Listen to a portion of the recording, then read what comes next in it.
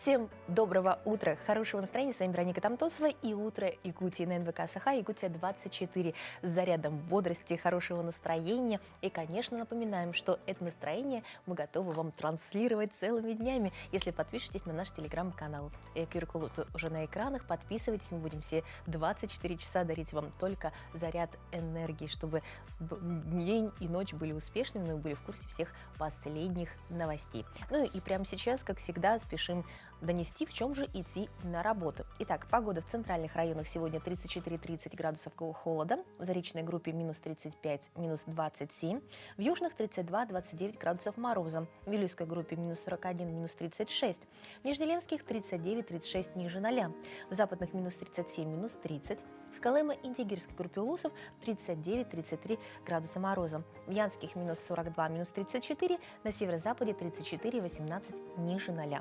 В столице в 6 часов утра температура составила минус 31 градус, атмосферное давление 765 миллиметров ртутного столба. Ветер северо-западный от 1 до 2 метров в секунду. Сегодня днем в Якутске облачно, без осадков, ветер также северо-западный от 1 до 2 метров в секунду. Температура в столице днем минус 31, минус 30 градусов. Какие приятные цифры!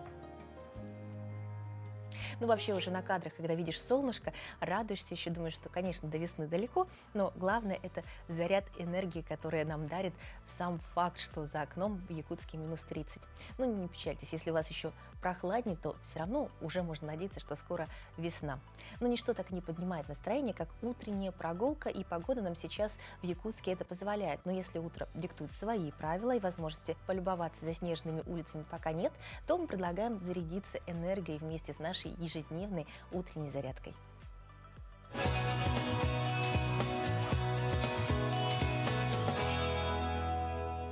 Всем доброго утра! Меня зовут Виктория, и сегодня я проведу вам комплексную зарядку на все тело. Ножки ставим чуть шире плеч, носочки у нас смотрят диагонально, гантельки перед собой или можно взять бутылочки с водой. Делаем приседания. В коленях у нас 90 градусов, колено за носочек не выходит, так ни в коем случае не делаем. Сели, встали, сели, сжали ягодички, встали. Делаем таких 16 повторений. 8, 7, 6, 5, 4, 3, 2, 1. И еще 8 повторений. Пока наши ножки отдыхают, мы поработаем на ручки, на бицепс рук. Гантельки смотрят, ладошки смотрят прямо.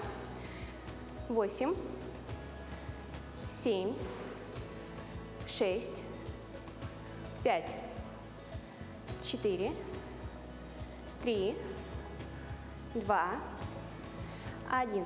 Следующее. Делаем 90 градусов в локтевых суставах и на добивочку наверх.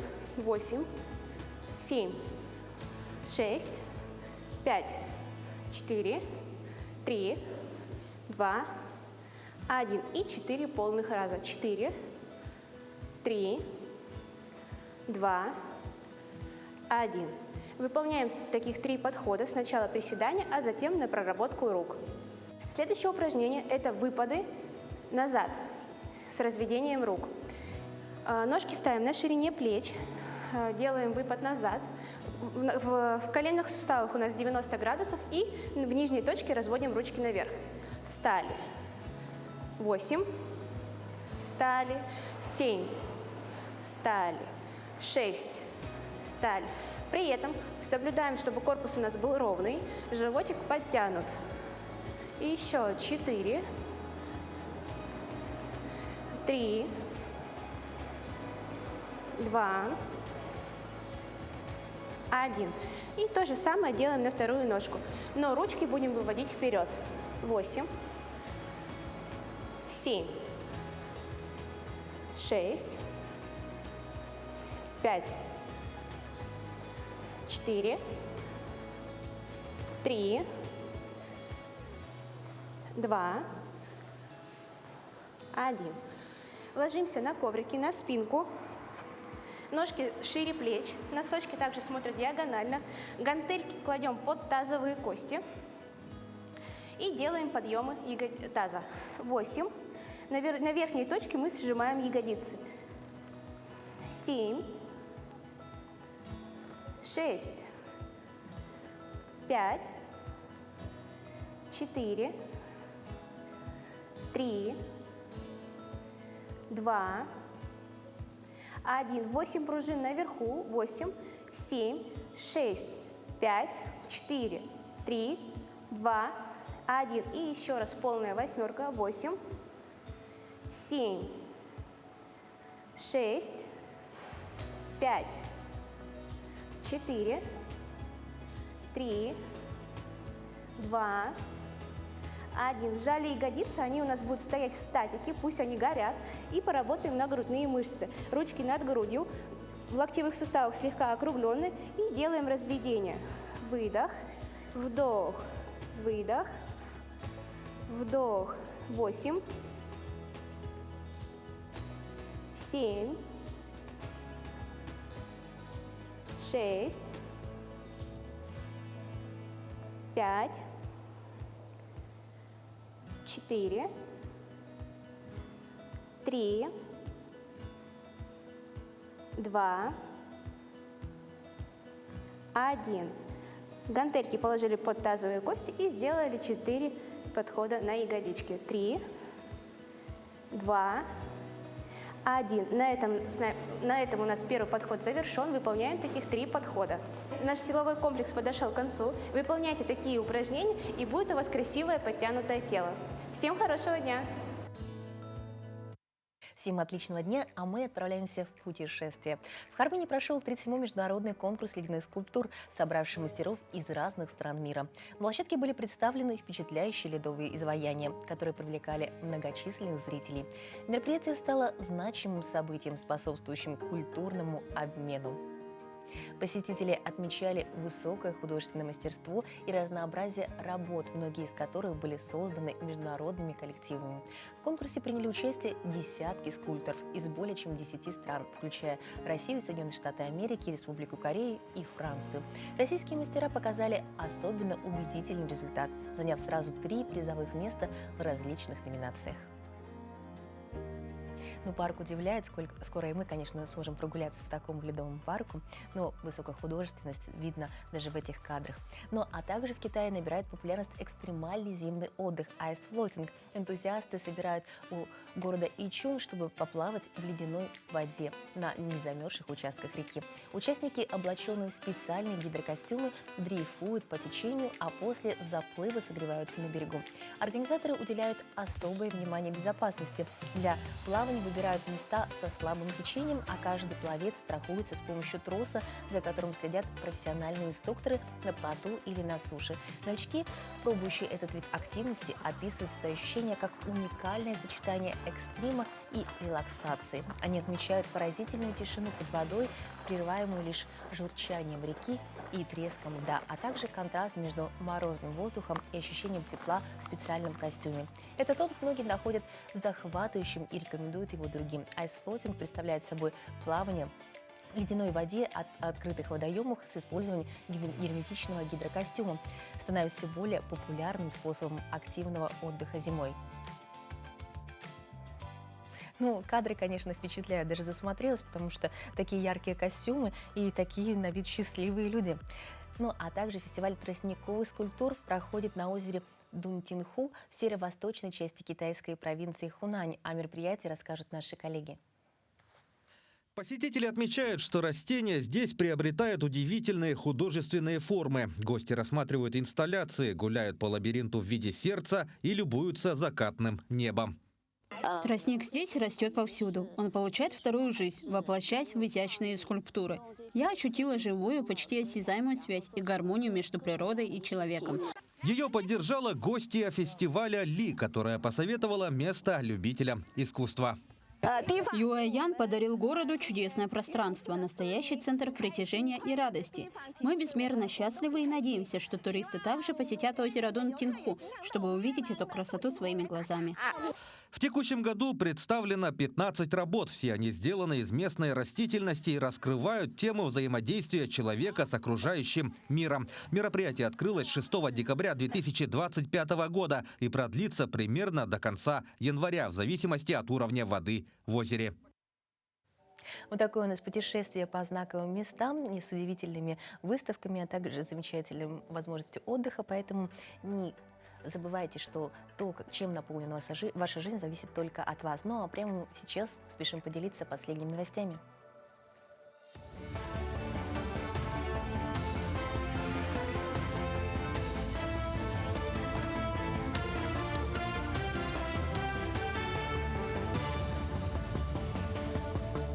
Приветствую, коллеги и телезрители. Расскажу о самых заметных событиях этого утра. Объем финансирования северного завоза через бюджетные кредиты в 2026 году увеличится в 3 раза по сравнению с 2024 годом, когда на эти цели было выделено более 10 миллиардов рублей. Глава Минвостокразвития Алексей Чекунков отметил переход на новую технологичную модель поставок. Внедряется цифровая платформа в ГИС «Северный завоз» и обеспечивается приоритетность грузов. В текущем году к снабжению Якутии и других регионов ДФО подключат флот Росатом Арктика. Также планируется масштабировать опыт Якутии по созданию сети торгово-логистических центров на другие северные субъекты. В селе Сюльдикар Мирнинского района будет построена новая школа. Решение о разработке проектно-сметной документации уже принято, что стало важным шагом в реализации указа главы Якутии о развитии района до 30 года. Существующее здание школы, построенное еще в 1967 году, давно не отвечает современным требованиям. Несмотря на то, что школа является этнокультурным центром, изучение венкийской культуры и придерживается в приемлемом состоянии благодаря усилиям педагогов. Потребность в новом здании назрела давно. На сегодняшний день это единственная деревянная школа в Алмазном крае, лишенная даже собственного спортивного зала. Это более целесообразное решение. 20 августа 2025 года заключен контракт с ООО «Стройпроект» на разработку проектно-сметной документации на строительство здания школы. И ожидаемое исполнение контракта по контракту 29 мая 2026 года. Ну и после, разработки ПСД и прохождения экспертизы ожидаем строительства школы, но это будет где-то примерно 29-30 год. В Москве выбрали якутянина года. Им стал предприниматель Александр Заболотний. Традиционно в начале года якутское землячество столицы подводит итоги своей деятельности. В прошлом году было много мероприятий, связанных с юбилеем Великой Победы. В этом планируется сделать акцент на культурных событиях, чтобы поддержать республиканский тренд. Также на расширенном заседании землячества объявили о лауреате звания «Якутянин года». После института приехал в Якутию, и так до сих пор я с ней рядом все время. У меня там много друзей, и там до сих пор работаю. И эта награда прям мне, честно говоря, прям до слез. До слез. Спасибо всем большое, кто был инициатором этой награды. Я вам всех вас благодарю. Сильнейшие спортсмены и медиалица Якутии объединились в захватывающем турнире по волейболу. Во Дворце спорта 50 лет Победы проходят республиканские соревнования «Кубок НВК». В составе участников турнира 60 лучших волейболистов республики, 30 женщин и 30 мужчин, 6 ведущих тренеров и 6 популярных медиаперсон. В первый день соревнований партии сыграли команды женщин «Уран» и «Чорон». Для тех, кто хочет пересмотреть лучшие моменты или не сможет присутствовать лично, трансляции игр турнира будут выходить в эфире НВК по субботам с 24 января. Отметим, что Кубок НВК в республике проводится во второй раз. У нас волейбол считается одним из массовых видов спорта. Я очень рада, что наш вид спорта пытается популяризировать не только среди играющих, потому что 35 тысяч игроков – это на всю республику не очень таки мало. Поэтому я бы хотела, чтобы волейбол стал неотъемлемой культуры народа нашей республики, потому что у нас в районах занимаются очень много талантливых игроков. Это как бы маленькие дети, также у нас есть очень много взрослых игроков, кому уже почти 50 лет. Так что организация турнира на самом деле на высшем уровне. Ну, такие новости не могут не радовать, поэтому, конечно, занимайтесь спортом, заряжайтесь энергией. Вообще, ежедневно есть повод для хорошего настроения. Главное знать, где искать повод. Например, можно заглянуть на страницы истории. Прямо сейчас наша постоянная рубрика.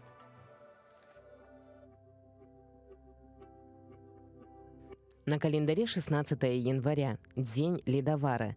По народному календарю Гордеев день. По поверью, связанному с названием праздника, в Гордеев день нельзя хвастаться ни добром, ни здоровьем, ни детьми. Иначе говоря, нельзя гордиться. В противном случае объект хвастовства можно потерять. Считалось также, что только в этот день знахарь или знахарка могли вылечить припадочного больного или порченного человека. Согласно народным приметам, погода в этот день показывала, каким будет март. Кроме того, большие облака в небе предвещали вьюгу. Этот день в истории. Октавиан получил титул Августа. Сухой закон в США закреплен Конституцией. В Ливерпуле открылся клуб «Пещера», где начинали свою дорогу к славе «Битлз». Никита Хрущев заявил миру о создании в СССР водородной бомбы. В этот день родились Викентий Вересаев, русский и советский писатель и переводчик; Аристарх Лентулов, русский художник, авангардист; Фрэнк Замбони, американский инженер, изобретатель ледового комбайна; Павел Нилин, советский писатель, киносценарист; Ефим Хайдуров, советский спортсмен, конструктор, оружейник, тренер; Василий Лановой, советский и российский актер театра и кино, педагог, народный артист СССР; Василий Жупиков, советский и российский футболист, центральный защитник, тренер. Именины сегодня отмечают Василий, Гордей и Ирина. 13,5 тысяч якутян сдали нормы ГТО в прошлом году. О том, что стоит за этой цифрой, как привлекают участников и о планах на будущее, расскажет Гаврил Михайлович Махначевский, первый заместитель министра по физической культуре и спорту Республики Саха-Якутия. Здравствуйте. Доброе утро. Ну, цифра впечатляет, это здорово. Как сегодня развивают нормы ГТО, то есть готов к труду и обороне, звучит даже хорошо, да, в Якутии? Ну, действительно, ГТО на сегодняшний день является тем инструментом, чтобы люди, самое главное, начали заниматься физкультурой, спортом систематически, чтобы сдать нормативы ГТО. Ну, ГТО является, как говорится, экзаменом того, что не то что завалить, а именно чтобы начать к занятиям, систематическим занятиям физкультуры, спорта. Ну, ГТО на сегодняшний день этот полностью все, скажем,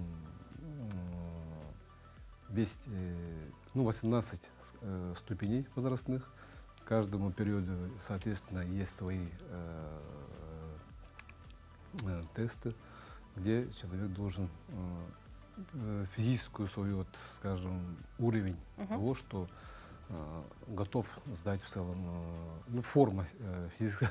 Физическая форма. Нормативы же высокие, да? Да, нормативы, можно сказать, и высокие, но и некоторые, как говорится, не очень. Потому что, ну, конечно, поправки были, но тем не менее золотой знак, это, конечно, неспроста.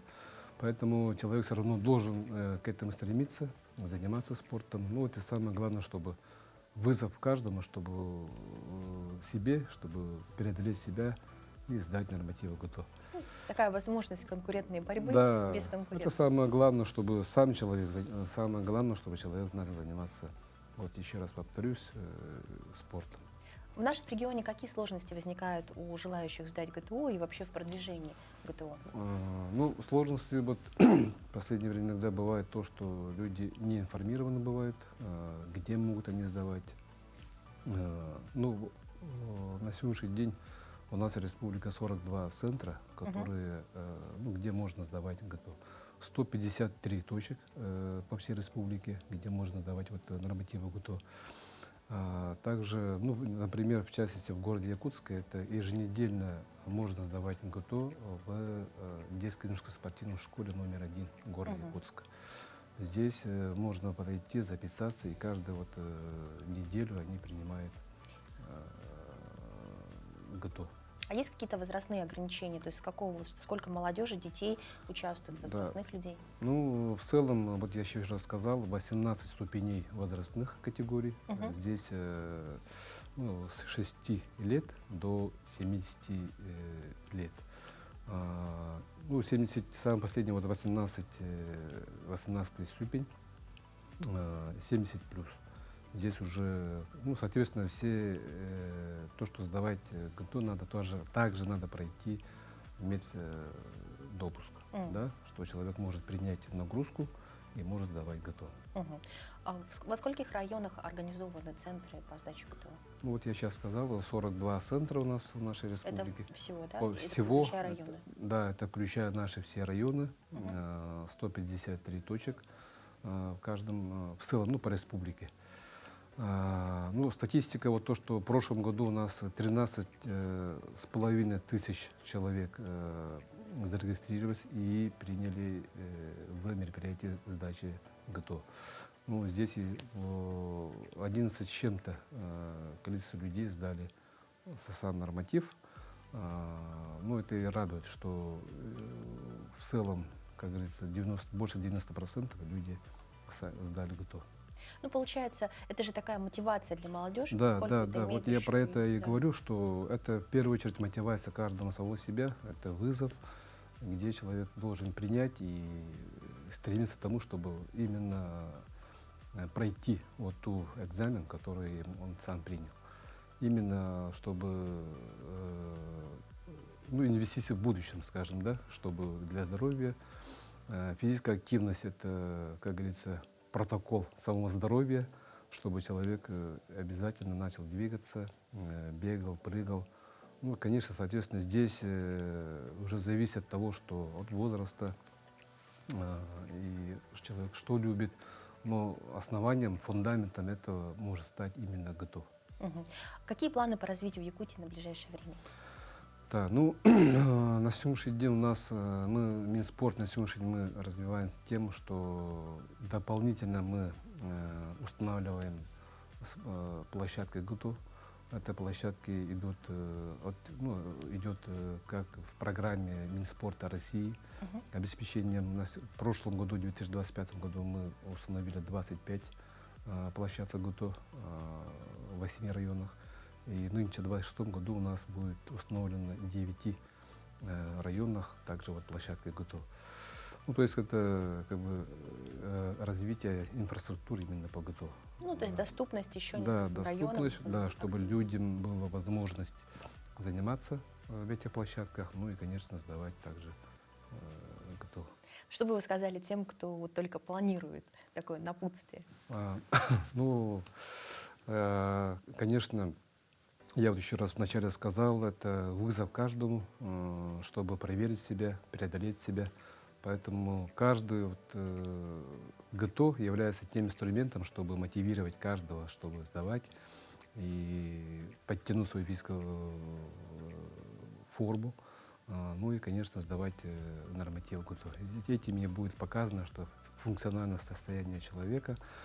Ну и, конечно, это в дальнейшем это будет уже той привычкой, приятной привычкой и инвестицией для здоровья самого каждого гражданина нашей республики. Также, ну и вызываем вот каждую неделю ГТО, площадки ГТО сдавать в ДЮСШ города Якутска номер 1. Еженедельно мы принимаем нормативы ГТО. Игорь Михайлович, спасибо большое за подробный рассказ. Я уверена, что больше людей теперь захотят в этом поучаствовать, кто еще не задумывался о том, что это так стало доступно. Ну и, конечно, желаем реализации новых площадок, чтобы все наши районы были включены в эту программу. Дорогие друзья, здоровый образ жизни – это залог вашего будущего, поэтому прививайте с детства. Сегодня, возможно, вы не получите значок, завтра это будет серебро, а послезавтра будет настоящее золото, которое покажет вашим услугам. Ну а мы продолжаем наше путешествие. Начанг торгового центра Винкон Плаза. Здесь среди бутиков и кафе находится необычная игровая зона. Наш коллега Евгений Никифоров испытал на себе один из аттракционов – хваталку, где человека привязывают и опускают в гору чипсов. Задача проста – нужно за отведенное время загрести руками и ногами как можно больше. Получилось ли у него, смотрите дальше в нашем сюжете.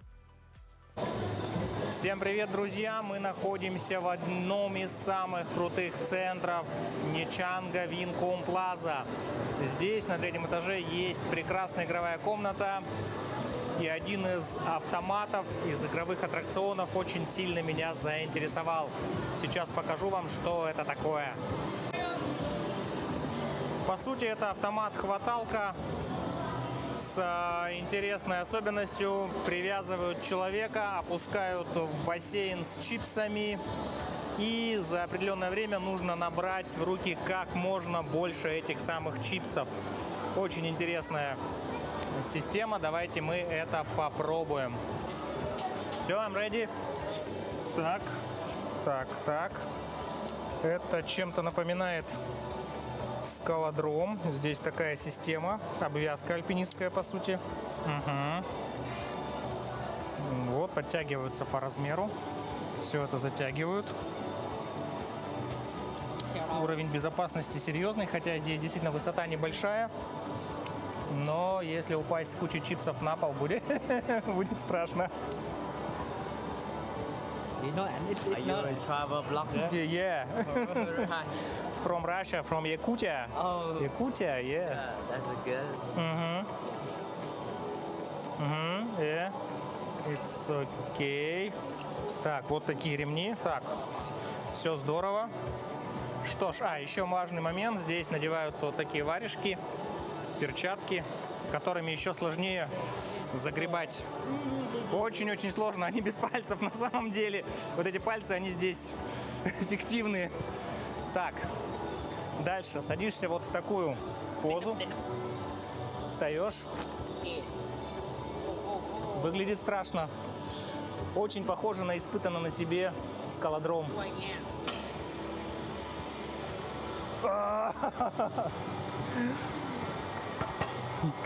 Уху! О, но! Да, если упасть сюда, будет достаточно больно все равно, я думаю. Но сейчас мы попробуем максимально понабрать. Вообще, если честно, я не планирую много набирать. Ну так, самую малость. Смотрите, здесь главное не спешить и начать набирать их без паники, спокойненько, чтобы было минимум вот этих шариков.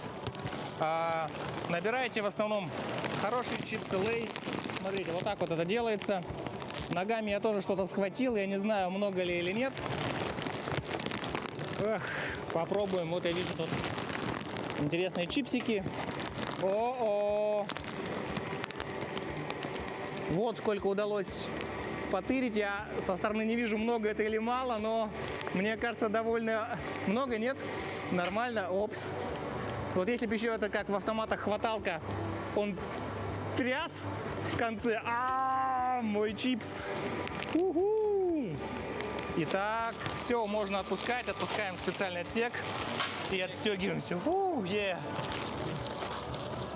Да, экстрим. Буквально минута, но какого экстрима? Смотрите, какая неимоверная гора чипсов.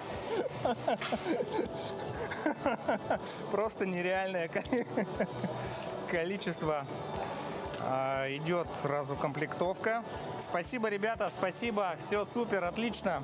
И сейчас самый важный момент – это складывание наших трофеев. Я не знаю, сколько нам сейчас дадут пакетов. Наверное, будет очень-очень много.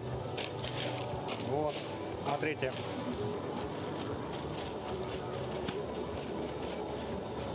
Фух. Вот идет складывание того, что я добыл. Одного пакета не хватило. Возможно, это будет второй, третий пакет сейчас. Посмотрим. Да, это немножко адреналинисто. То есть не каждый день такое испытываешь. Здесь 2 таких бассейна. При большом скоплении народа включаются оба.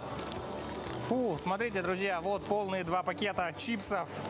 Множество чипсов. Я не знаю, что мы с ними будем делать сейчас. Наверное, традиционно, как здесь делают все, кто выигрывает. Раздадим их вьетнамским детям. Ну, часть попробуем сами.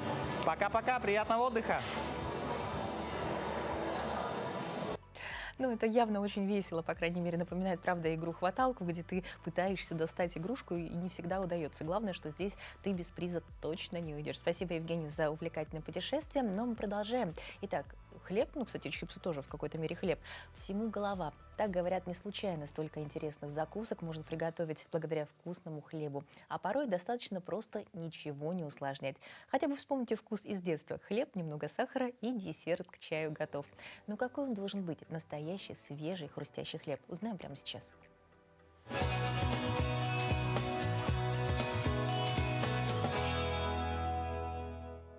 Доброе утро! Сегодня в нашей рубрике «Блюдо дня» мы поговорим о самом главном продукте – хлебе, который всегда присутствует в вашем завтраке. Когда говорят «хлеб», почему-то все априори думают о белой булке хлеба, новоиспеченной, хрустящей. А хлеб ведь бывает разным. Сегодня я вам покажу, какие виды хлеба могут быть. Хлеб нужно есть правильный, ремесленный, который готовится на закваске, не полениться и кормить свою семью правильным продуктом. Самое главное в хлебе – это его долгая ферментация. Хлеб на дрожжах, он не ферментируется так долго, как хлеб на закваске. Нужно разрушить плоскую цепь глютена, белка, что происходит при долгой ферментации. Ферментация – это когда ваше тесто вызревает, ферментируется. Желательно это делать в холоде. Вот весь хлеб, который я сегодня вам представляю, он прошел длительную ферментацию, он из серии правильного питания и не нанесет урон вашему желудочно-кишечному тракту. Вы от него не будете полнеть, но, конечно, все нужно есть в умеренных количествах. Итак, первый вид хлеба – это хлеб грессини, хлебные палочки. Он у меня с кунжутом, можно делать с разными подсыпками. Это тот хлеб, благодаря которому я отучила всех своих детей, по крайней мере, внутри дома, употреблять чипсы и сухарики из магазина. Он очень вкусный, со сливочным вкусом, приготовлен из правильной муки, опять-таки на закваске. И он довольно-таки хрусткий, да, с хрустом, но не твердый. Его очень вкусно есть, запивая кофе, чаем и теплым молоком с медом. Опять-таки из серии правильного питания тот хлеб, который готовлю я, он даже показан инсулинозависимым людям. У тех, у кого повышение сахара может быть чревато страшными последствиями. Это гречневый хлеб. Посмотрите, какой он красивый. Конечно, уровень подъема не такой большой, как у пшеничного хлеба на дрожжах, но мякоть его не плотная, сочная, мягкая. Это гречневый хлеб. И посмотрите, как красиво все разрезано. Очень красивый эстетический вид.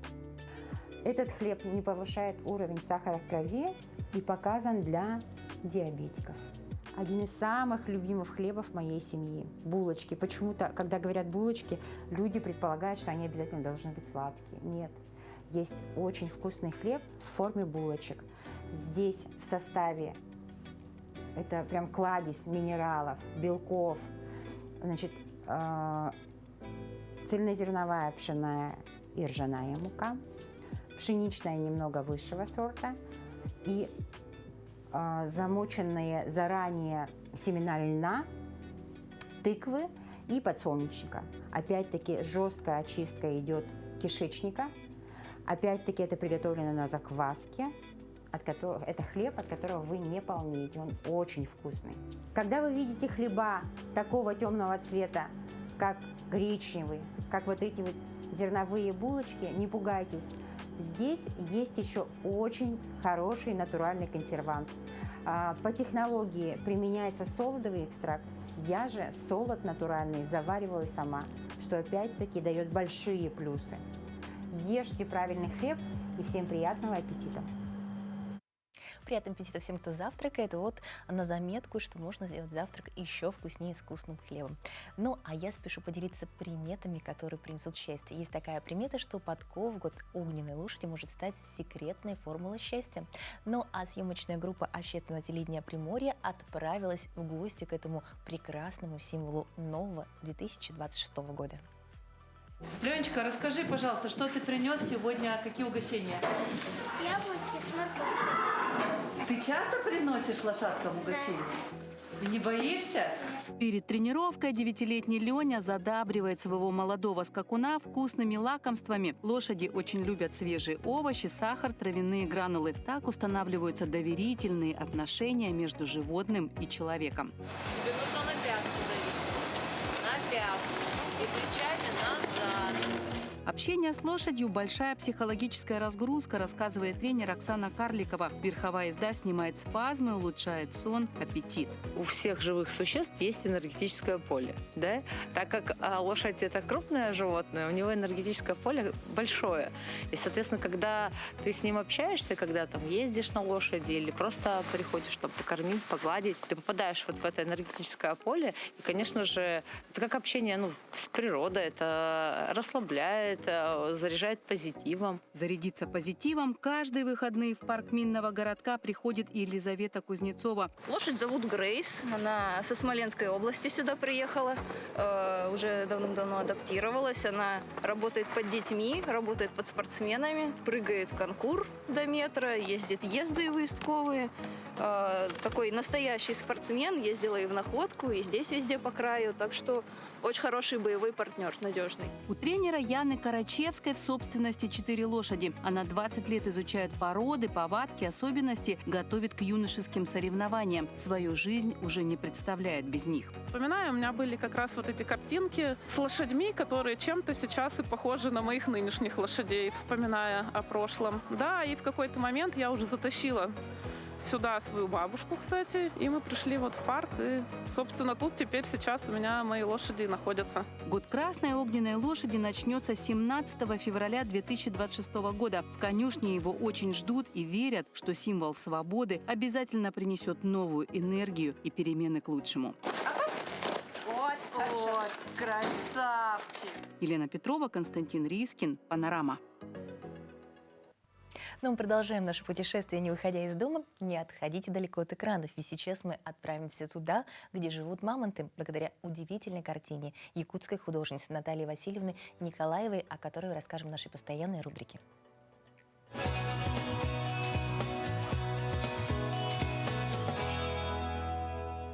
Сегодня речь пойдет о замечательной картине якутской художницы Натальи Васильевны Николаевой «Петр Алексеевич Лазарев. Там, где жили мамонты».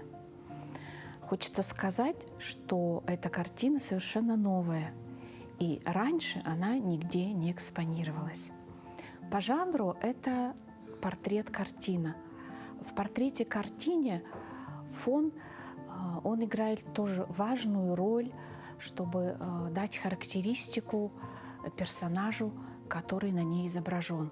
Идея написать картину Наталье Васильевне Николаевой пришла в тот момент, когда она занималась оформлением музея мамонта. Наталья Васильевна лично была знакома с ученым Петром Алексеевичем Лазаревым. Когда художница работала над оформлением панно в музее мамонта, среди экспонатов были личные вещи ученого. Она увидела плащ, и возникла у художницы идея написать картину. И в 2025 году, летом, художница начинает работу над полотном. Как признается сама художница Наталья Васильевна, работа шла удивительно легко. Наверное, это зависит от того во многом, что портрет, человек, который изображен на портрете, каким он обладает характером? Петр Алексеевич был замечательным человеком. Хочется отдельно рассказать об этом уникальном ученом. Он родился в Якутии в 1936 году в Намском Улусе. Затем он едет учиться в Москву и поступает в Московский государственный университет. После окончания университета он возвращается на родину, в родную Якутию, и поступает работать в Институт геологии, где он проработает 30 лет, пройдя весь путь от лаборанта до старшего научного сотрудника.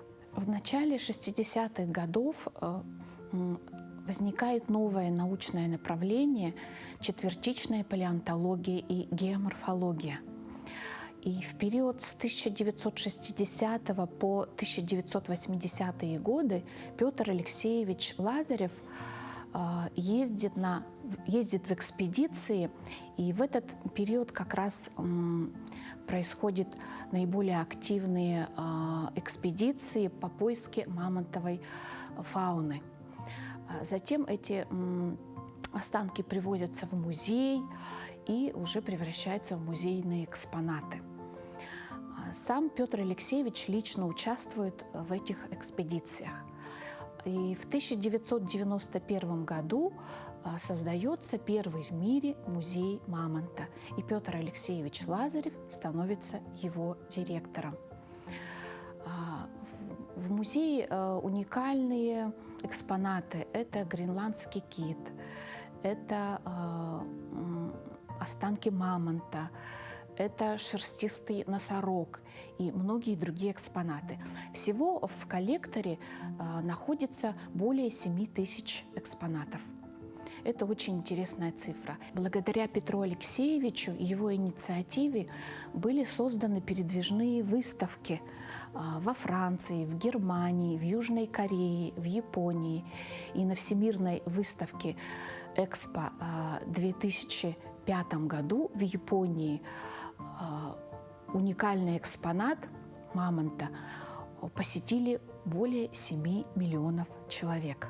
Надо сказать, что благодаря этим людям, которые изображены на картинах нашей выставки «Публичность», произошел такой, скажем, большой прорыв в науке, в культуре, потому что это люди, которые внесли большой вклад в культуру нашей республики Саха-Якутия.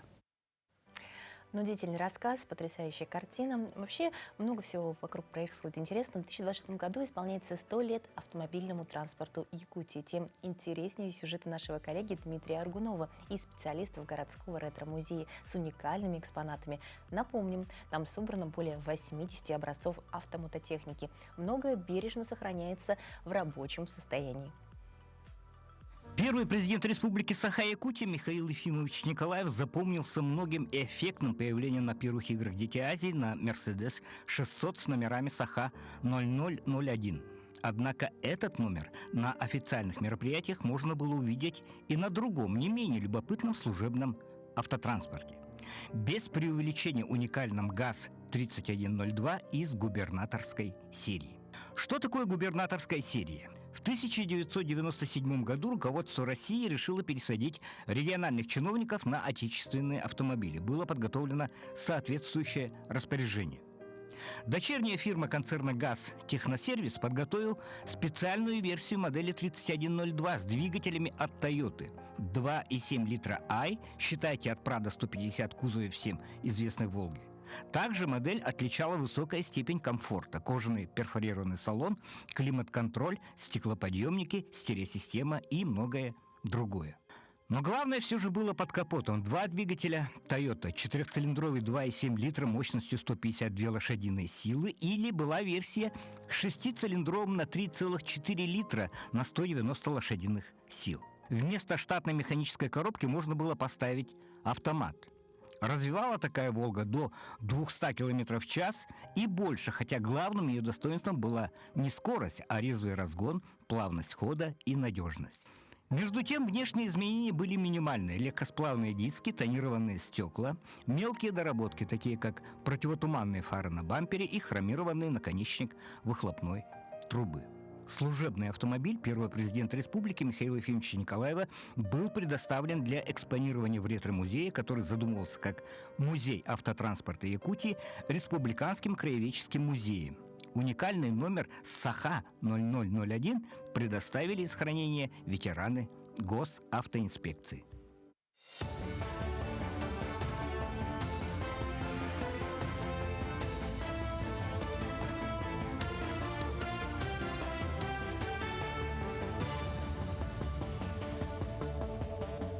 Мы продолжаем рассказывать о самых заметных событиях этого утра. В Усть-Алданском улусе обсудили пути помощи для участников специальной военной операции и их семей. На совещании семьи бойцов получили ответы на свои вопросы по поводу медицинской и психологической реабилитации, социальной поддержки и выделения земельных участков. Также для увековечения памяти участников разных боевых действий было объявлено строительство аллеи в селе Барагонцы. В настоящее время мы совместно с главами сельских поселений выбрали место. Это будет в селе Барагонцы в центре. Хотим построить там площадь. Для строительства этого объекта уже мы начали проектно-сметную документацию. Уже планируем участвовать в республиканских и федеральных программах для финансирования этого объекта. Если раньше ювелир ассоциировался с мастером, который часами сидит с лупой и молотком, то сегодня его рабочее место больше напоминает лабораторию будущего. Лучшие друзья девушек по-прежнему бриллианты, но вот создают их теперь с помощью 3D-принтеров и сложных графических программ. Студенты АГИКИ продолжают создавать ювелирные изделия, вдохновляясь природой Севера, наскальными рисунками и символикой Якутии. В планах вуза оформление интеллектуальной собственности и масштабирование коллекции на региональные и международные рынки. Очень много внимания к нашему университету и очень много ребят, которые хотят к нам поступать. Но так как у нас очень ограниченные места, имеется высокий спрос, высокая конкурентность. И на данный момент сейчас обучается 21 студент, но мы думаем, что в ближайшие 2-3 года эта цифра будет удваиваться, то есть увеличиваться, так как есть спрос и есть необходимость появления таких специалистов, которые как раз будут работать с ювелиркой.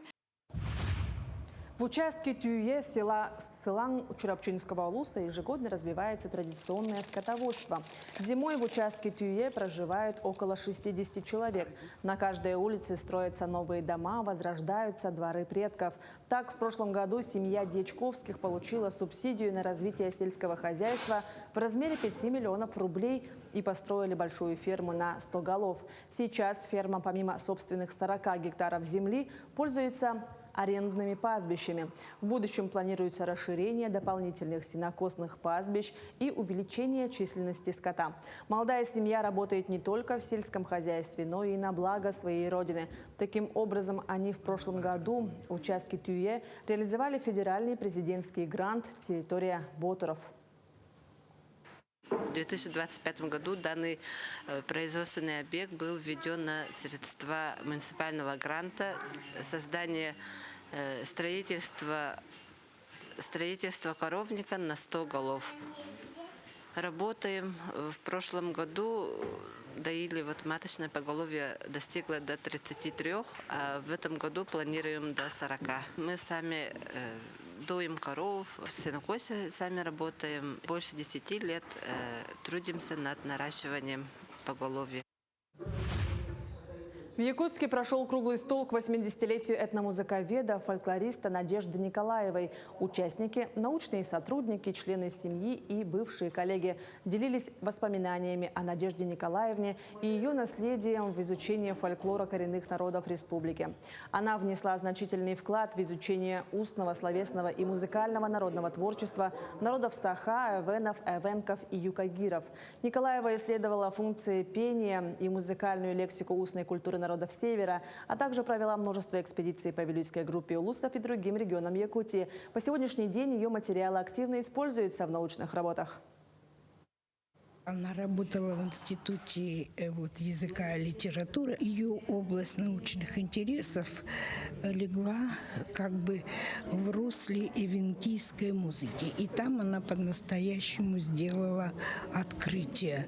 Например, она очень тесно сотрудничала с Кульбертиновой, с шаманкой эвенкийской, и даже записала ее камлание, которое потом было опубликовано. Она всегда для меня пример, и она всегда остается незабвенным товарищем. Народный коллектив песни и танца «Аилгы» из Якутии стал обладателем гран-при национальной премии «Щелкунчик», которая прошла в Москве с 10 по 13 января. Ансамбль Вилюйского профессионально-педагогического колледжа под руководством Валерия Томского представил 3 хореографических номера, отражающих культуру и традиции якутского народа. Победа в престижном конкурсе стала результатом многомесячной подготовки и репетиций. В планах коллектива на ближайшее время расширение репертуара и большой концерт в честь присвоения ансамблю имени его основательницы Ульяны Кондаковой. Такими были новости к этому часу. Встретимся в эфире. Но прямо сейчас новость, что скоро выходные, а это значит, что есть время провести его с родными, с семьей. И один из возможных планов – это пойти в кино. Что же там сейчас показывают, узнаем прямо сейчас.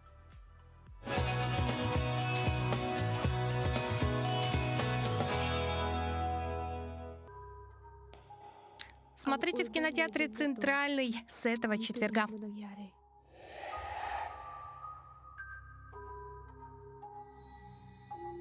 Филиппинские фильмы ужасов очень разнообразные, что уже давно оценили зрители и в нашей стране. Это не только классические хорроры, но и драмы, и даже детективные истории. К последним как раз и относится «Уиджа». По сюжету поклонницы страшных историй Карен и Эшли узнают, что в их колледже когда-то погибла ученица по имени Мэри. Говорят, что с тех пор неупокоенный призрак бродит по классам и пугает учеников. Карен и Эшли начинают свое расследование. Чем больше девушки погружаются в разгадку убийства Мэри, тем быстрее начинают понимать, что школа совсем не настроена раскрыть свои тайны. А пугающий призрак не самое страшное, что обитает в ее стенах. Надо отдать должное создателям. Из банальной истории о школьном духе они сумели сделать увлекательный и зловещий процедурал, наблюдать за которым интересно.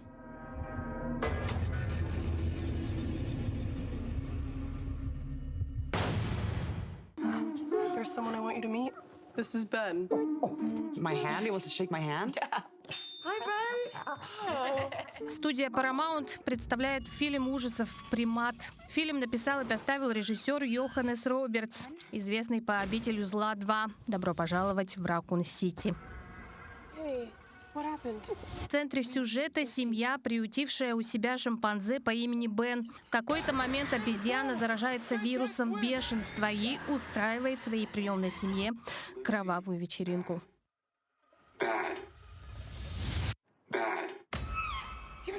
Желаем вам отличного настроения и приятного просмотра.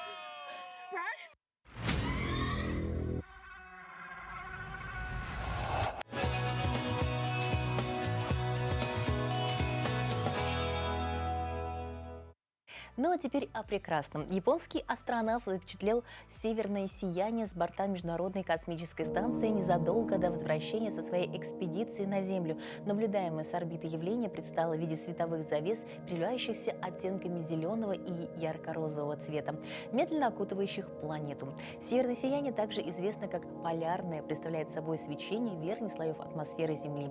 Это природное явление возникает в результате взаимодействия магнитосферы планеты с заряженными частицами солнечного ветра и может длиться несколько суток. Ну что, заряд прекрасного тоже получили. Надеюсь, утро у вас выдалось замечательным. Всем хорошего дня, продуктивного, хорошей пятницы, завершения рабочей недели. И встретимся с вами уже в понедельник, чтобы опять поделиться последними новостями и улыбнуться вместе. Напоминаем, что есть телеграм-канал. Подписывайтесь, тогда мы будем всегда рядышком с вами. До свидания.